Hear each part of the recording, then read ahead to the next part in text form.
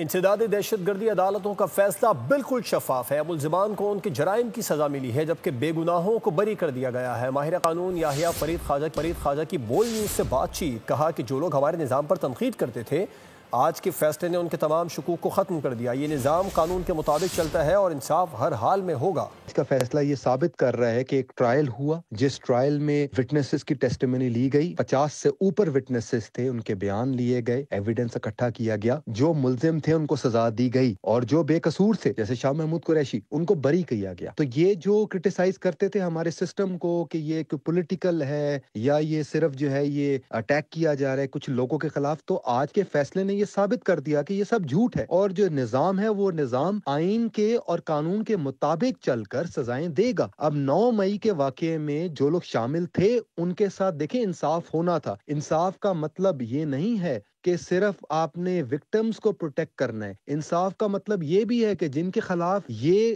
کیا گیا، جو ادارے اس میں ملوث ہوئے، جن لوگوں کے خلاف یہ مہم چلائی گئی، جن اداروں پہ حملہ کیا گیا، کیا ان کے ساتھ انصاف نہیں ہونا؟ کیا پاکستان کی فوج ہر دن جو ہے وہ قربانیاں دے رہی ہیں، کیا ان کے ساتھ انصاف نہیں ہونا؟ کیا پاکستانی اداروں کے ساتھ انصاف نہیں ہونا؟ تو دیکھیں آج کا فیصلہ ایک پازیٹیو فیصلہ ہے۔